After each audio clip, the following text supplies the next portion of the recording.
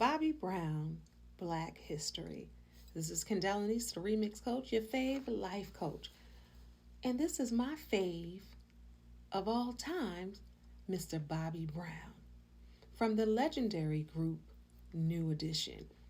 February 5th, 1969, this legend, the king of R&B, Bobby Beresford Brown, was born in Roxbury, Massachusetts.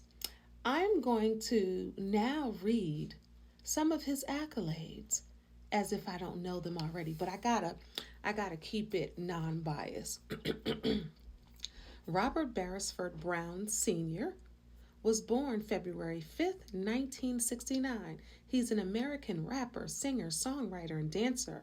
Brown, alongside frequent collaborator Teddy Riley, is noted as one of the pioneers of the New Jack Swing, a fusion of hip hop and R&B.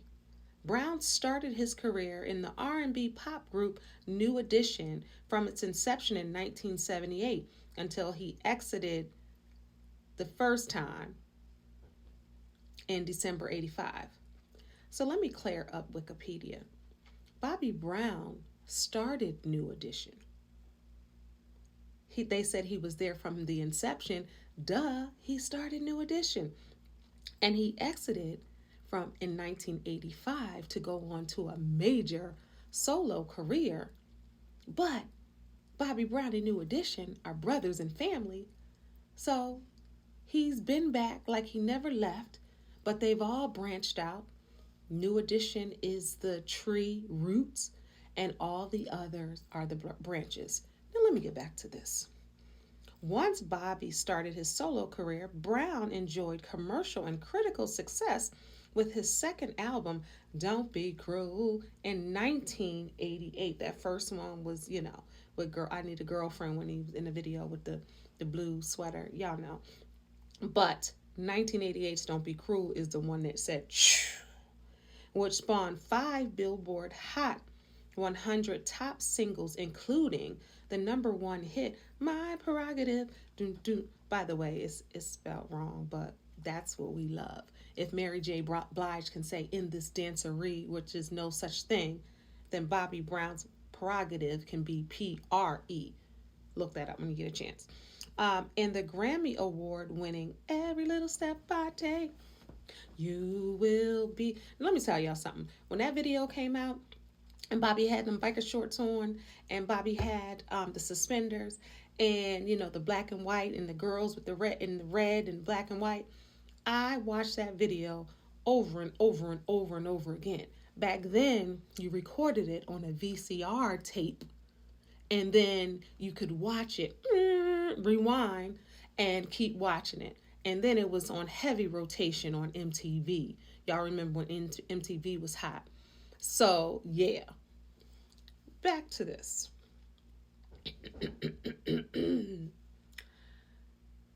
My Prerogative and Grammy Award winning Every Little Step in 1989.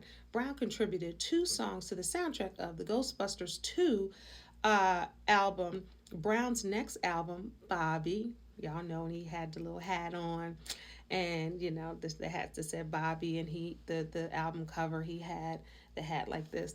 Y'all know Bobby Brown 1992 spawned several singles, including Ain't Nobody Humping Around and Gotta Get Away, and If It Ain't Good Enough, Good Enough, Good Enough, Baby, I work hard. Okay.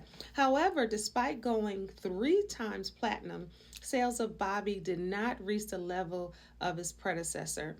And you can find out why in his autobiography, which I'll talk about later.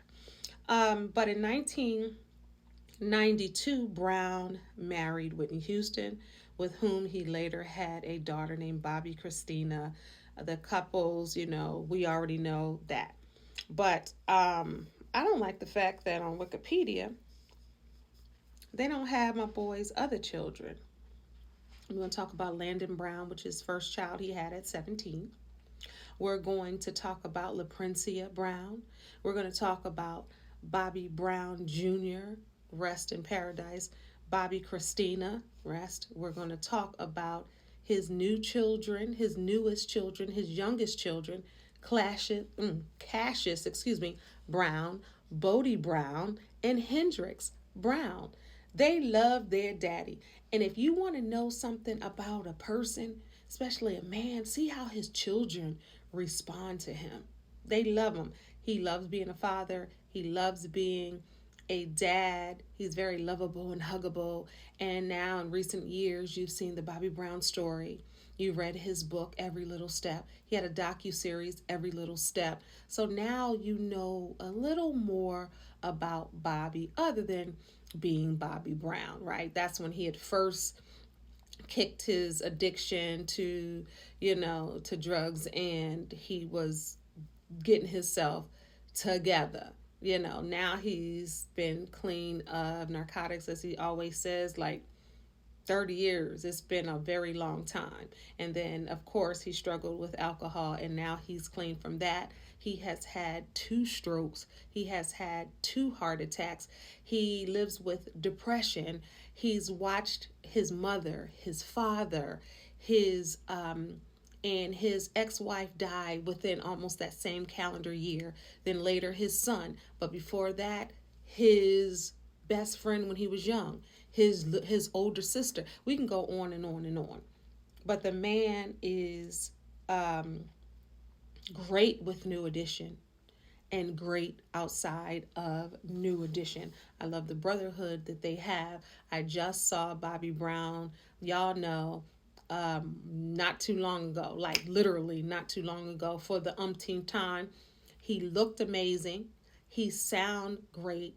His eyes were clear, his face, his skin, he looked healthy. If you're not on stuff, you gain weight, so you eat and different things like that. But I would rather see Bobby healthy and strong with a little extra weight on him than to be, dealing with substance abuse. So I'm onward and upward for a healthy Bobby Brown, who is now, as of February 5th, 2024, double nickel, 55 years old. Let's see what else. Oh, let me just tell y'all about Bobby. Y'all don't know, little Bobby, real quick. I said he was born in Roxbury, but did y'all know that he is one of 8 children? And it's only 2 boys, y'all, him and Tommy, the rest girls. Imagine that house. His mother, Carol Brown, they called her Ma Brown. I got to add some stuff in here. She was a substitute teacher, and his father, Herbert James Brown, was a construction worker. They grew up in the projects of Orchard Park. Let me tell y'all something. So when I was little, I used to live in Massachusetts, and before they came out, they used to perform in parks and different stuff for free.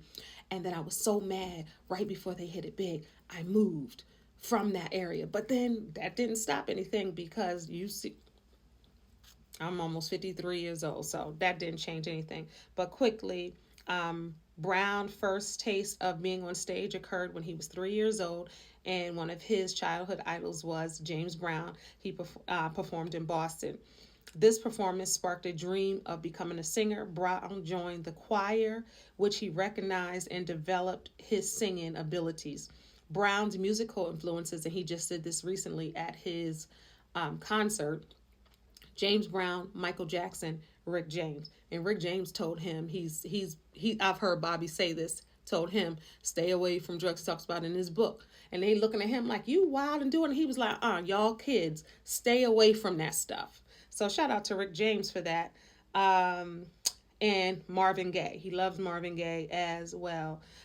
He founded New Edition when he was 12 years old, y'all, in 1981 with his childhood friends Michael Bivins and Ricky Bell. I'm glad that they have it. They have it down here a little further. But because Bobby was scared to sing alone on a talent show, but he was going back to the neighborhood to get some of his boys, and he got Mike. Him and Mike was tight, and then they got Ricky, and then the rest is history. Let's see. In 1979, they signed a deal with fellow Bostonian Arthur Baker, Streetwise Records, who released the album Candy Girl, kicked it off for there, and that's how we know and love Bobby Brown. This is Kendall Anise, the Remix Coach. This is Black History Month. This is Black History. Get into it. Bobby Brown. God bless y'all. Peace. Don't forget to follow, like, subscribe, all of that good stuff.